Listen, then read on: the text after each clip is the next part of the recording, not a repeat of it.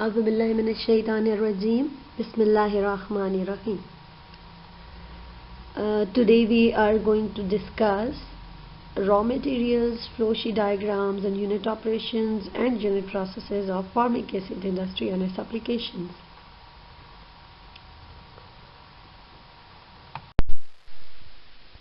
So the contents which we shall be discussing in this lecture will be just a brief review. What have we done in the previous lectures? We have done the introduction of formic acid, production of formic acid we have started. We have done the product of formic acid from methyl formate hydrolysis. All these three processes, CHEM2113 process, BSIV process, USSR process. And then now we shall be discussing in this lecture the production of formic acid from formates, then production of formic acid from carbon dioxide, and then production of formic acid from biomass.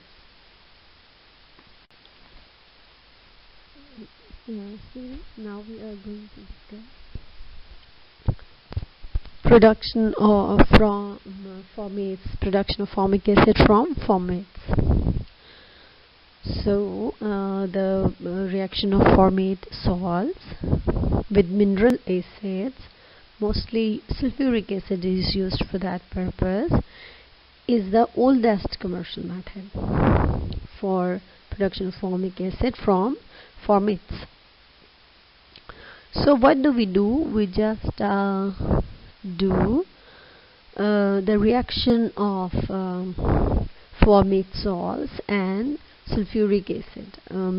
It can be any mineral acid, but most of the times sulfuric acid is used. Now this method is the method which is commercially used, the oldest one method which is commercially used. So now as far as the raw materials for this method are concerned, there is sodium hydroxide, carbon monoxide and sulfuric acid. So as you can see the reaction at the bottom of the slide, there is carbon monoxide which is reacting with a base, sodium hydroxide.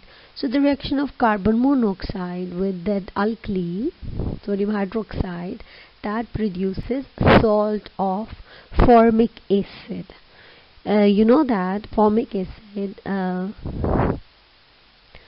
contains only one carboxylic group, and there are two hydrogens. So when one hydrogen of the acid is replaced by the salt, that is called a salt of that acid. Like if formic acid here at the place of one hydrogen in the formic acid, there is a sodium. So this is sodium formate, sodium salt of formic acid. Now the sodium salt of formic acid is then treated with sulfuric acid.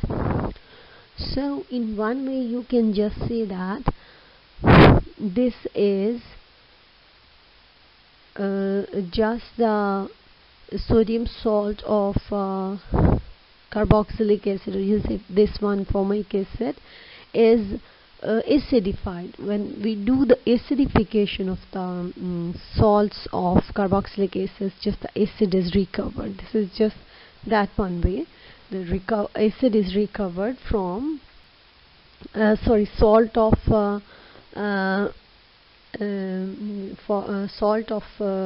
from the salt of formic acid. The formic acid is recovered, यानी acid जो है वो हम acid के salt से, formic acid के salt से, sodium salt mostly जो है वो यूज़ किया जाता है. सोडियम सॉल्ट का जब हम रिएक्शन करवाते हैं ना सल्फ्यूरिक एसिड के साथ, तो we can get that formic acid from that reaction. तो जो रॉ मटेरियल्स हमें चाहिए वो बस यही तीन ही हैं. पहले स्टेप में हमें कार्बन मोनोऑक्साइड का सोडियम हाइड्रोक्साइड के साथ रिएक्शन करवाना है, तो हमें फिर sodium salt of formic acid मिल जाएगा. और उसके बाद जो हमने नेक्स्ट रिएक्शन करवाना है वो हमारा उस salt की acidification होगी. When we just add sulfuric acid in that, we shall be getting formic acid and sodium sulfate. इस तरीके से हम फॉर्मेट्स को इस्तेमाल करके फॉर्मेट यानी फॉर्मिक एसिड के सॉल्ट्स को इस्तेमाल करके फॉर्मिक एसिड जो है वो यूज बना सकते हैं. What is the manufacturing process of formic acid from formate salts? Here you can see the manufacture of formic acid from sodium formate. So there are four chambers you can see. The first one is labeled as a reactor, the second one is labeled as pulverizer, the third one as acidulator, and the fourth one as distillation chamber. Now what is happening in the first one part, that is called reactor, sodium hydroxide 97 to 98% is charged into that reactor. The purity of sodium hydroxide should be 97 to 98%, and that is charged into the reactor. This reactor is equipped with agitator or packed tower.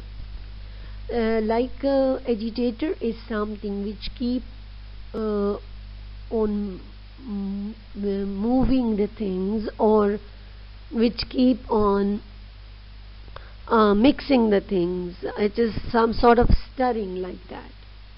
Agitator. So this reactor is equipped with agitator, and this is a packed tower.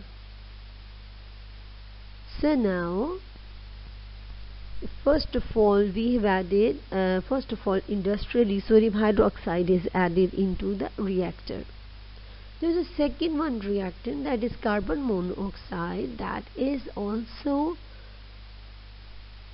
reacted, and that is also fed into the reactor. Now this carbon monoxide should be freed from carbon dioxide. And how can we get that carbon monoxide which is free from carbon dioxide? We can get it by incomplete combustion of coke. And what is incomplete combustion of coke? Coke is actually carbonaceous residue which we obtain from the distillation of petroleum, crude petroleum. Distillation of crude, when we do, जब हम petroleum की distillation करते हैं तो जो नीचे carbonaceous black और grey सा मटीरियल रह जाता है उसको कोक बोलते हैं.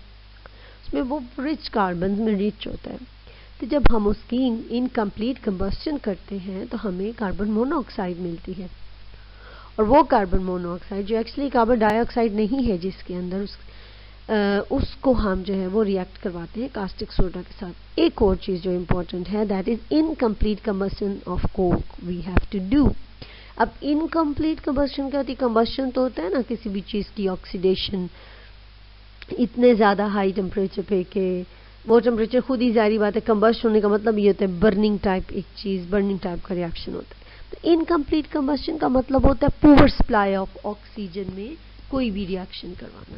तो जब हम पुअर सप्लाई ऑफ ऑक्सीजन में कोक की कंबस्शन करते हैं, कोक को कंबस्ट करते हैं, तो हमारे पास कार्बन मोनोऑक्साइड प्रोड्यूस होती है. उस कार्बन मोनोऑक्साइड को फिर हम इस अल्कली के साथ, सोडियम हाइड्रोक्साइड के साथ रिएक्ट करवाते हैं. Temperature should be 150 to 200 and a pressure of 100 to 150 psi should be there. तो ऑन द होल क्या हुआ कि ये जो रिएक्टर है जो कि एजिटेटर के, इसमें पैकिंग एजिटेटर की हुई है, that is a packed tower. इसमें आपने अल्कली डाल दी 97 to 98%, और उसके बाद आपने carbon monoxide which is free from carbon dioxide, और बनी कहाँ से? That is incomplete combustion of coke से दैट हैज़ बीन प्रोड्यूस्ड, और उसको रिएक्ट करवा दिया अपने कास्टिक सोडा के साथ. और टेम्परेचर 150 to 200 डिग्री सेंटीग्रेड रहा, और प्रेशर जो है that was 100 to 150 psi. Now the result of the reaction in the first reactor is crude sodium formate.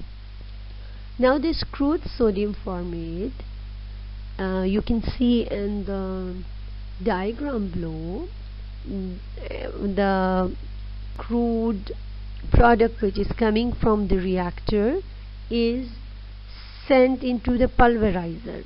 What is pulverizer now? Pulverizer is a chamber where the things are being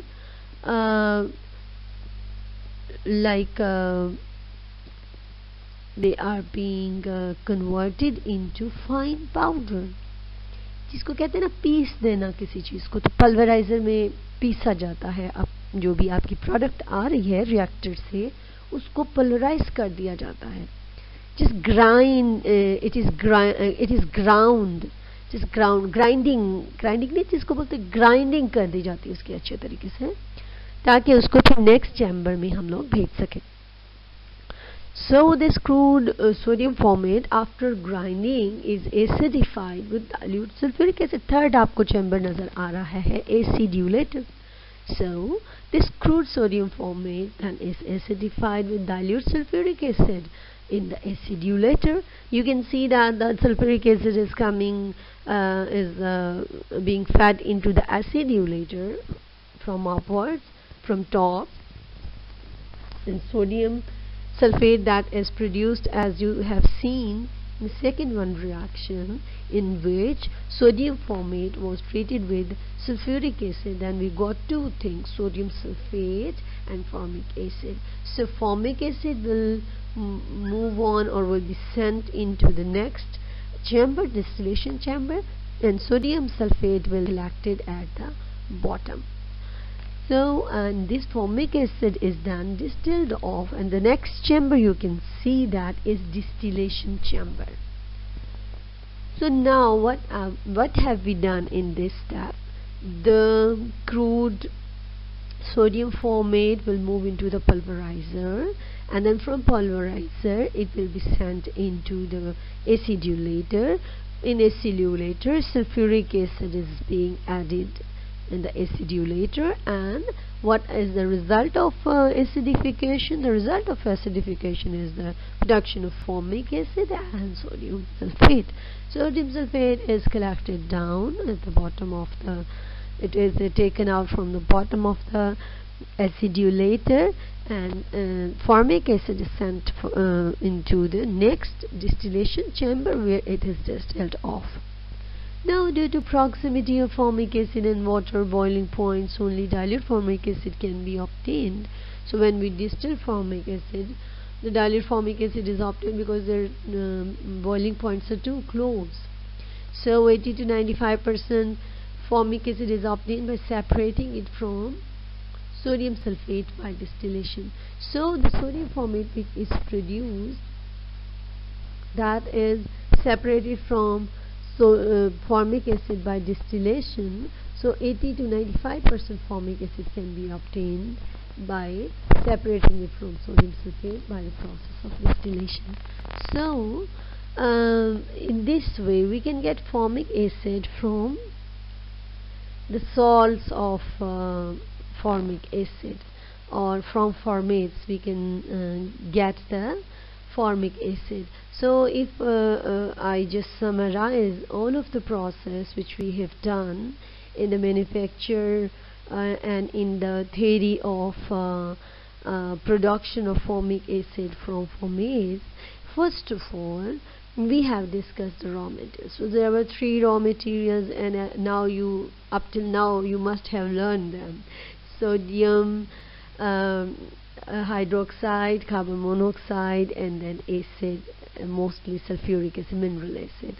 Then we have checked the equations, and the first was the equation which was showing the reaction of alkali, sodium hydroxide and carbon monoxide, resulting salt of formic acid, sodium formate, and then the sodium formate is acidified with sulfuric acid to produce formic acid and sodium sulfate.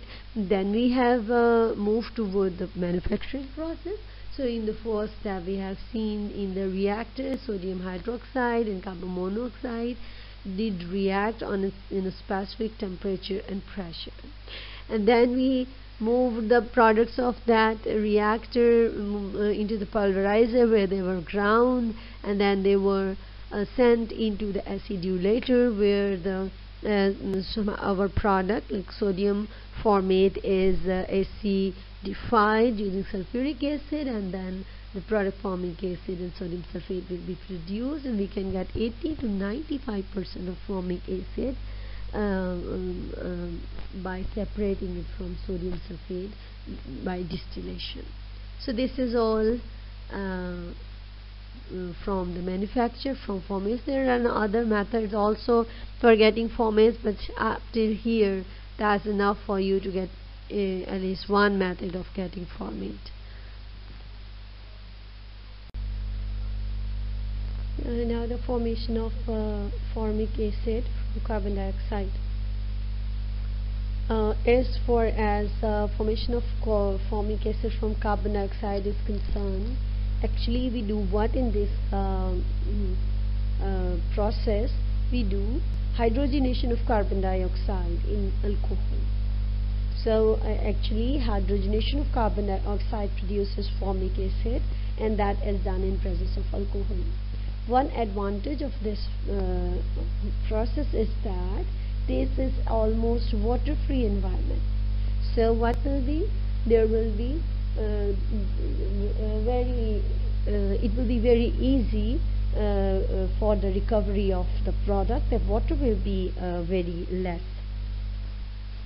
Soluble ruthenium complexes are the preferred catalyst. The catalyst is, as you know, that for hydrogenation catalysts are used. Metal catalysts are mostly used. So ruthenium, soluble ruthenium, that is soluble in the medium, in if alcohol is the medium over here, is used. Soluble ruthenium complexes means that ruthenium complexes which are soluble in this medium are the preferred catalyst. A complexing agent is used to make the reaction thermodynamically favored. Now there are three things in this statement. Complexing agents, if you remember, we have studied in the second lecture hydrolysis, topic hydrolysis. We have studied that hydrolysis is not a favorable reaction. The equilibrium was unfavorable. So we have discussed the importance of complexing agent in that. The complexing agent do what? It makes an adduct with the product formic acid, and the reaction moves for the forward to the forward direction according to the Le-Chatelier's principle. So if we want to make the reaction thermodynamically favorable without using so much high temperature, we want to get the product, which we have to use the complexing agent. So catalysts are the metal catalysts, mostly preferably ruthenium complexes, and complexing agents are also used. So this technology was first introduced by BP Chemicals. BP Chemicals is a company that makes up petrochemicals and aromatic compounds. This technology was first introduced by BP Chemicals in 1980, and that has been developed by BASF. So BASF is actually a company that produces chemicals. It is its second largest company for making chemicals. And so BP Chemicals, which is in the United Kingdom, so BP Chemicals have first developed this, and BASF has also developed that.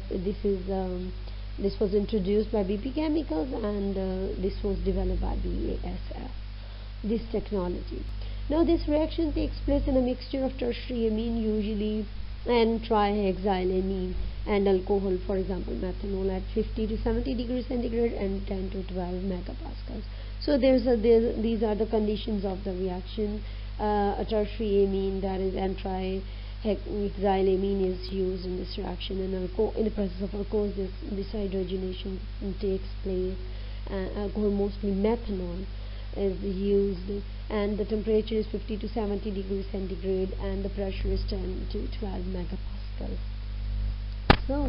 So we can say that hydrogenation of carbon dioxide in presence of alcohol, in the presence of catalyst, mostly ruthenium complexes, in the presence of a complexing agent that is in the form of a mixture of tertiary amine and trilhexylamine and alcohol. This reaction takes place, and that takes place at 50 to 70 degrees centigrade and 10 to 12 megapascal. Now some water is added to ease the phase separation. So small amount of water is added into the reaction mixture so that phase separation can be an easy way. The formic acid amine complex is thermally dissociated at 150 to 185 degrees centigrade. As we have seen that there was a complex was formed, a formic acid and amine complex.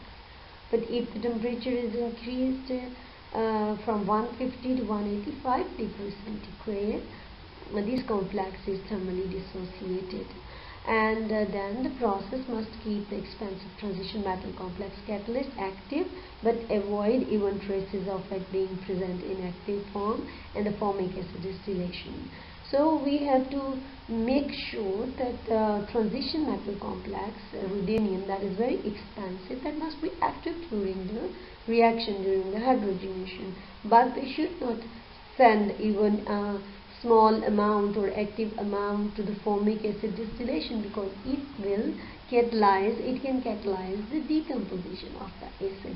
So we shall ensure this one thing. Companies ensure this one thing, that the metal complexes, expensive metal complexes, should be active during the hydrogenation, but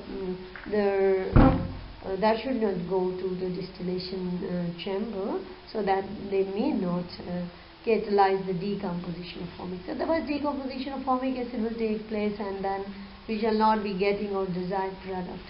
Possible catalyst residues can be reversibly inactivated with carbon monoxide. So, if there will be a catalyst residue, small amount of active catalyst, so what will be the formic acid will be dissociate or decomposition will be taken place. So if there is, for example, a small amount of catalyst comes into the reaction, so we can inactivate it using carbon monoxide. So the several electrochemical processes for formic acid or formate salt production from carbon dioxide are in development. There are also electrochemical processes for the formation of formic acid or formate salt production from carbon dioxide are also in progress. We have before that we have done the manufacture of preparation of formic acid from formate salt even. So some other methods which are using carbon dioxide for the formation of formic acid or formate salts, they are also being developed or also in the progress. The process of carbon dioxide electrolysis is basically running a fuel cell in reverse.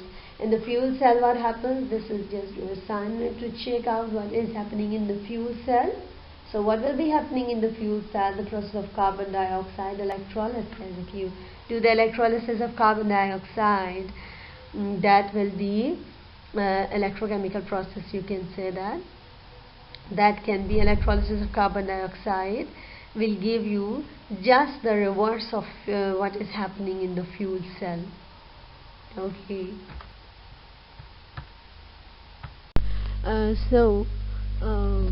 In an electrolyzer, carbon dioxide is reduced at the cathode, while the oxygen evolution reaction takes place at the anode.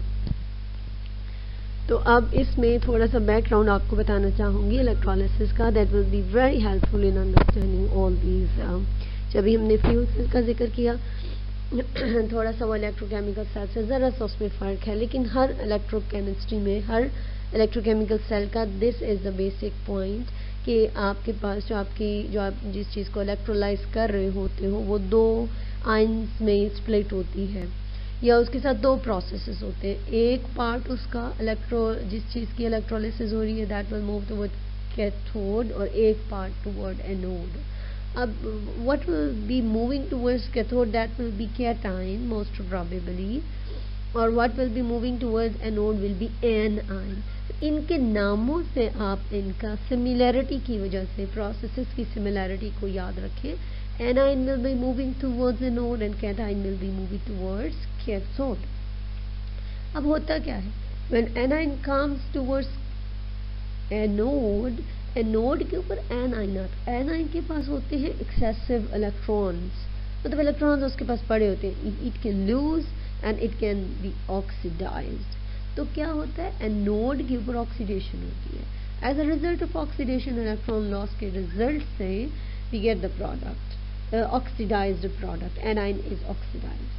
And what happens to the cation? Cation goes to the cathode और cation को चाहिए होते हैं electrons और that cathode provides those electrons. So what happens over there? Reduction at cathode happens. तो इस background को बताने का मकसद ये था कि अब आप ये समझें कि जब कार्बन डाइऑक्साइड इलेक्ट्रोलाइज होगी तो what will be happening?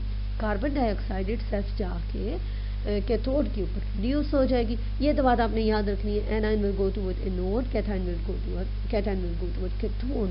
और एनाइन के ऊपर या एनोड के ऊपर एनाइन की हमेशा क्या होगी, ऑक्सीडेशन। और कैथोड के ऊपर हमेशा क्या होगी, रिडक्शन। सो आप ये कह सकते हो कि कैट जो है वो रिड्यूस हो रही है और एनाइन जो है वो ऑक्सीडाइज हो रहा है। एनोड पे ऑक्सीडेशन और कैथोड पे reduction. So anode starts from wall and oxidation starts from wall, so you can say that anode पे oxidation और cathode पे reduction. See, cat and redox are same. So whatever summary you want to make, so that is it. So अब ऐसा होता है कि अब क्या हो रहा है कि वहाँ पे कार्बन डाइऑक्साइड में कैथोड के ऊपर आके रिडक्शन हो रही है, कार्बन डाइऑक्साइड रिड्यूस हो रही है, मोस्ट प्रोबेबली कार्बन मोनोऑक्साइड बनता है इसकी रिडक्शन से।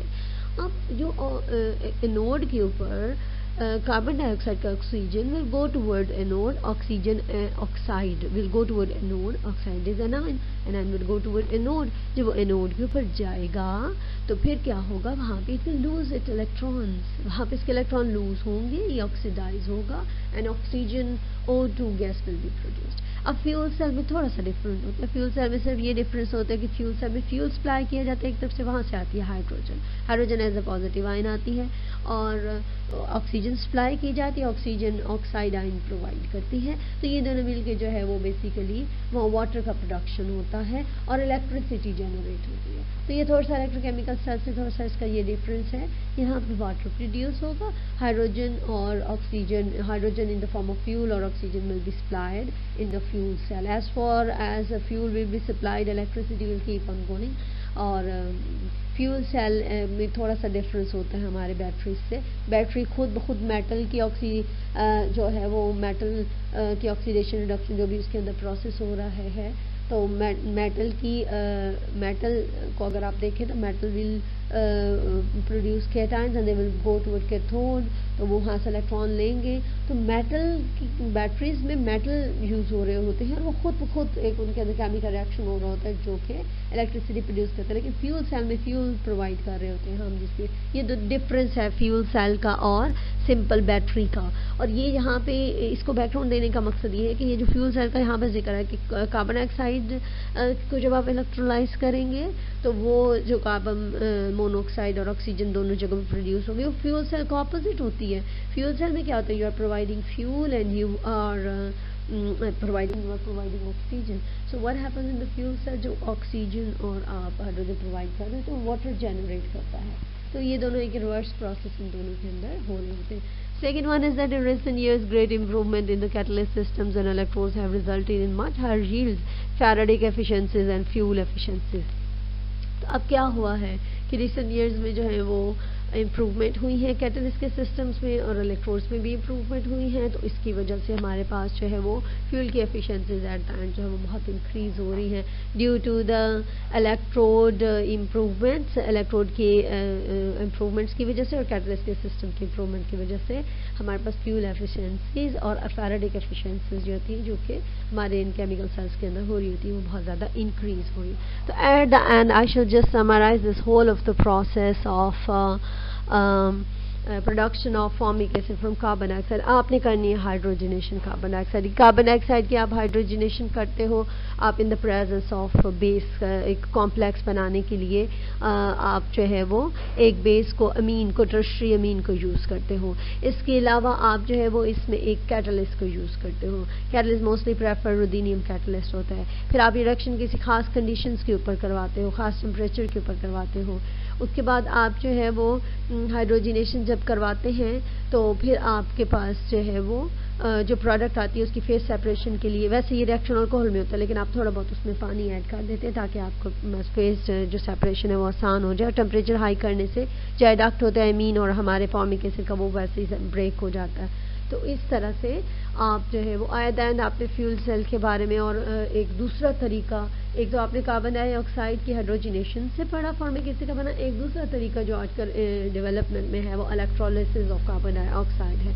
इलेक्ट्रोलाइजर कार्बन डाइऑक्साइड जो होती है ना, इलेक्ट्रोलिसिस में जो कार्बन डाइऑक्साइड यूज होती है वो आजकल बड़ी इंप्रूवमेंट है और उसकी लास्ट में भी हमने डिस्कशन भी देख ली है कि कैसे वो हमें इलेक्ट्रोलिसिस ऑफ कार्बन डाइऑक्साइड हमें कैसे जो है वो प्रोवाइड कर रही है, क्या हमें प्रोवाइड कर रही है इलेक्ट्रिसिटी भी. जो इलेक्ट्रोलिसिस कार्बन डाइऑक्साइड से how we are getting formic acid, फिर कार्बन मोनोऑक्साइड जो हमें मिलता है इलेक्ट्रोलिसिस कार्बन डाइऑक्साइड से, फिर we can use it further for the end do you remember carbon monoxide कहाँ कहाँ यूज होती थी for the formation of formic acid. Please yes, carbon monoxide was being used for the synthesis of formic acid while we were using it, while we were reacting it to make sodium formate. And carbon monoxide was reacting with which material? This is your now trigger your mind to think it what we have studied previously. The reaction of carbon monoxide was taking place with which other chemical to produce sodium formate? So with this question, this slide is over. So now we are going to see the formic acid from oxidation of biomass. This is a process to produce formic acid from biomass by the use of catalytic oxygen. What will be that oxygen? Catalytic oxidation. The catalytic oxidation will be done by molecular oxygen or air. Now, what are the catalysts which are used for this process are polyoxometalates. Polyoxometalates, as its name shows, poly means many, ox means oxygen, metalates means metal containing, heteroatom. So, polyoxometalates, ketone is a type of is an example of polyoxometalate. Like you can in the next lines I shall discuss their formula. You will come to know a better understanding of this polyoxometalates. Now formic acid is obtained by catalytic partial oxidation of wet biomass. This is the condition. You can say that you are doing partial oxidation and you are using wet biomass. Now ketone type polyoxometalates H5PV2 molybdenum 10 oxygen 40 is used as a homogeneous catalyst to convert sugars, wood, waste paper or cyanobacteria to formic acid and carbon dioxide as the sole product. Now as you can see here, polyoxometalates formula, there is vanadium, there is molybdenum, there is phosphorus, there is oxygen, 40 oxygen. So there are metals, there is heteroatom, there are oxygens. So polyoxometalates is by looking at the formula, the things will be quite clear to you what sort of chemicals are these polyoxymetalates. So cadmium is one of the examples. Now what is happening, this is used to convert sugars, wood, waste paper or cyanobacteria to cyanobacteria. These all things, sugars, wood, waste paper, cyanobacteria, these are converted by the homogeneous catalysis of these polyoxymetalates, cadmium type polyoxymetalates, to the formic acid and carbon dioxide. So formic acid and carbon dioxide will move away as a gas, so formic acid we should get as a sole product. We are, as a carbon dioxide is as a sole product, like only the major product of formic acid is sole product sole byproduct carbon dioxide is produced, that will move away, that's a gas. So yields of up to 53% formic acid can be achieved. So it is possible to convert water insoluble biomass in a suspension with catalyst. Now it is possible to convert water insoluble biomass in a suspension with catalyst. Water insoluble biomass is like it is in a suspension, so it is possible to convert water insoluble biomass in a suspension with the catalyst. So after the reaction, the formic acid is separated from the reaction mixture. So if the biomass is water insoluble, so in the form of suspension it is. So water insoluble biomass in the form of suspension. So catalyst acts on that even and converts it into the and make the reaction to occur and make the reaction to a possible target. So after the reaction, formic acid is separated from the reaction mixture. So what have we seen that in the oxidation of biomass, we are doing what? We are doing the catalytic oxidation using polyoxymetalates, and we are converting sugar, wood, waste paper or cyanobacteria to formic acid and carbon dioxide. Fine. Now, depending on the separation process, the formic acid can be further purified or used as it is. So it can be used as it if no need of purification is there, but if it is going to be used in some process in which we need a purified formic acid, then it will be purified. The remaining solution of the catalyst, residual formic acid and additives are recycled to the reaction. If there is purified formic acid has been separated and the catalyst is remaining, and the residual formic acid which is present in the residue and additives, these are all recycled to the reaction. They are recycled to the reaction back. In this step, solids, for example, soil from dirty biomass or unreactive inorganics, for example, inorganic salts from the natural salt content of the biomass may be separated from the catalyst solution. Now, at this stage, what is happening? Any solid, if there is any inorganic salts or natural salt content of biomass is there, they can be separated in this step.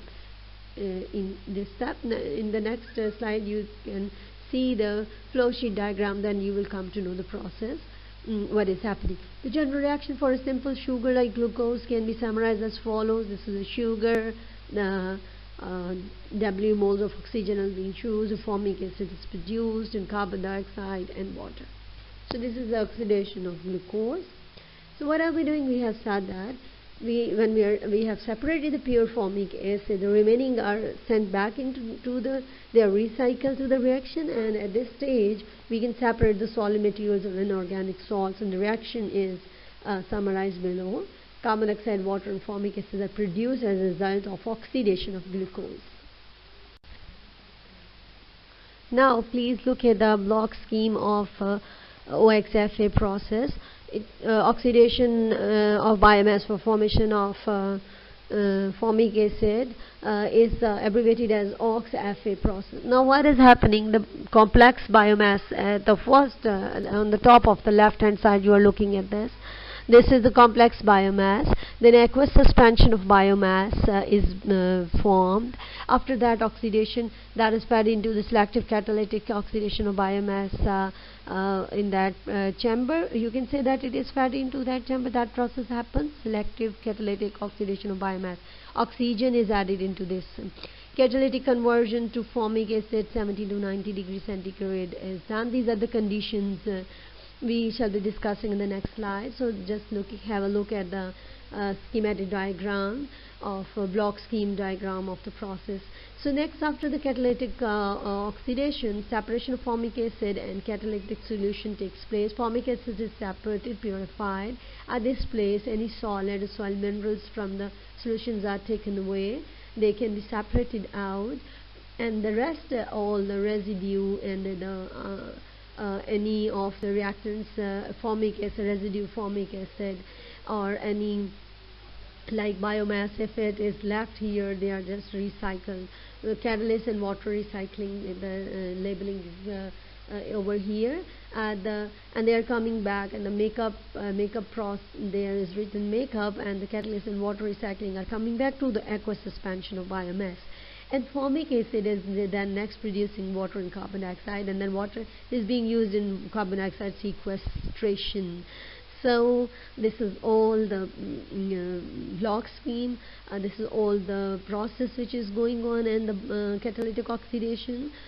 First, suspension is made of the biomass, then oxidation is done at specific conditions, then the separation is done. Pure formic acid can be used further for hydrogen and carbon dioxide making, and the solids or minerals are being separated from the point where the recycling is taking place, or purification of formic acid. In one direction, pure formic acid is being sent. In one place, solids or mineral oils which can be separated at this place are being sent, and at one place the catalyst and water recycling chamber is going on from the separation of formic acid and catalyst solution. So these three things are being separated from this separation one chamber, separation point, you can say that. The process of separation, we are getting three: formic acid, solid soil minerals that are separated, and recycling materials. Now the reaction is carried out at 363 Kelvin 30 bar oxygen partial pressure, either as pure oxygen or air. Since hot formic acid is corrosive, suitable autoclaves, for example Hastelloy, must be used. So reaction times depend on the reactivity of the feed. For example, crystalline cellulose is converted into 50 to 22%, and after 24 hours and 66 hours respectively, whereas the more reactive xylene is converted to 88% and 94% respectively. So the thing is that the conditions have been told for the reaction: 366 Kelvin temperature and 30 bar oxygen partial pressure. Either the pure oxygen can be used, or air can be even used. Hot formic acid is corrosive, so we use the autoclaves where the corrosion is avoided. Hastelloy must be used, and for example, Hastelloy. These autoclaves, suitable autoclaves, must be used. Reaction times depend on the reactivity of the feed. If the feed is microcrystalline cellulose, that is, the conversion rate is very less, 20 after 66 hours. But in the case of xylene, the conversion rate is quite higher. The use of additives more than doubles the reaction rates, especially for the refractory compound cellulose. For the cellulose, for example, the additives which are used, they are doubling the reaction rates. So we can use additives which are increasing the reaction rates. If paratoluene sulfonic acid is used as additive, the conversion value rises from 22 to 68. So there is a considerable increase after 66 hours. There is considerable increase before in addition of paratoluene sulfonic acid it was 22%, and after the addition of paratoluene sulfonic acid it is 68%. So there is a considerable increase in the reaction rate after the 66 or by increase of the additive. So under all these conditions which we have discussed in the previous slide, over-oxidation of the formic acid does not occur. The temperature we have used, the supply of oxygen we have used, the time we have used, so the catalyst we have used, over-oxidation. So we were saying the partial oxidation. So over-oxidation of the formic acid produced does not occur if we strictly follow these reaction conditions. In other recent examples, formic acid was produced from the biomass-derived sugars using hydrogen peroxide as an oxidant over heterogeneous catalyst. So एक तो ये बात हम कर रहे थे ना कि हम ऑक्सीजन को यूज़ कर लें या हम ऑक्सीजन को अलग से यूज़ कर लें या एयर से यूज़ कर लें, तो ये भी एक है कि बायोमास ड्राइव जो शुगर्स होती हैं उनको हाइड्रोजन पेरोक्साइड को एज ऑक्सीजन यूज़ करके हम उसको हेट्रोजेनस कैटलिस्ट यूज़ करें और हाइड्रोजन पेरोक्साइड को एज ए कैटलिस्ट यूज़ करके उसको कर लें. अब प्रोडक्ट सेपरेशन किस तरह से होती है जी? फॉर्मिक एसिड सेपरेट कर सकते हैं हम from the reaction mixture by means of distillation और एक्सट्रैक्शन. दोनों तरीकों से यूज़ हो सकता है. Distillation is the reaction mixture yields a condensate that is high in water contents, and the water formic acid form a high boiling azeotrope. Azeotrope का concept आपको होना चाहिए, अगर नहीं है तो थोड़ा सा उसे रिव्यू करें. तो एक हाई बॉइलिंग एजियोट्रोप बनता है जब हम फॉर्मिक एसिड और पानी का मिक्सचर जो होता है हमारे पास होता है. तो डिस्टिलेशन का जो इसका रिएक्शन इसमें पानी की भी काफ़ी हाई कंटेंट होगा. तो डिस्टिलेशन अगर इस मिक्सचर की जाए तो हमें ये थोड़ा सा प्रॉब्लम आएगा क्योंकि water and formic acid high boiling azeotrope बनाते हैं. The formic acid is concentrated in the still bottom. If all the volatile compound are distilled, the concentration of the received formic acid is that of the original reaction mixture. Formic acid जो होता है उसको bottom पे concentrate कर देते हैं. अगर सारे वोलेटाइल कंपाउंड ऑलरेडी डिस्टिल हो गए तो हमें बॉटम पे जो है वो अपना फॉर्मिक एसिड जो है वो ओरिजिनल हमें फॉर्मिक एसिड की कंसंट्रेशन जो है वो रिसीव हो जाएगी. और that is the original reaction mixture की कंसंट्रेशन. जितना ओरिजिनल रिएक्शन मिक्सचर होगा, जितना उसमें फॉर्मिक एसिड होगा, वो सारी की सारी कंसंट्रेशन हमें एट द एंड रिसीव हो जाएगी. अगर बाकी सारी वोलेटाइल चीज़ें जो है वो वहाँ से निकाल एज डिस्टिलेशन में वो इवेपोरेट हो जाती हैं, वहाँ से चली जाती है वहाँ से. तो यहाँ पे जो हमने डिस्कस किया वो यही है कि पानी के साथ इसका सेपरेशन जो थी is a bit difficult. So because the formic acid water make azeotrope, high boiling azeotrope. So due to the presence of high boiling azeotrope, this distillation of the reaction mixture yields the condensate. So both of these are very difficult to separate. But the formic acid is concentrated in the still bottom. At the bottom, if it is concentrated, the low boiling or volatile compounds are distilled, and then the concentration of the received formic acid is that of the original reaction mixture. So that is in the project separation. Now how we use the catalyst, recycling of the catalyst and purification is how done. After most or all of the formic acid is separated from the reaction mixture, the remaining solution contains water, the catalyst, additives and residual formic acid. Solution can be directly recycled to the reaction without loss of performance. As we have discussed in the flowchart diagram also, that all these crude formic acid and all these additives, catalysts, they have been sent into the reactor, the first reactor. Again, they have been recycled. The solution can be directly recycled.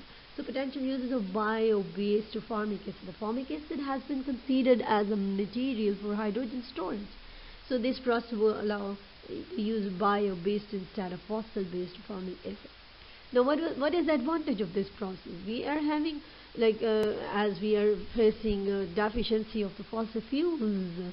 So what will be the advantage of this process? The bio-based formic acid will be, we can get the bio-based formic. This method was preferentially used before the establishment of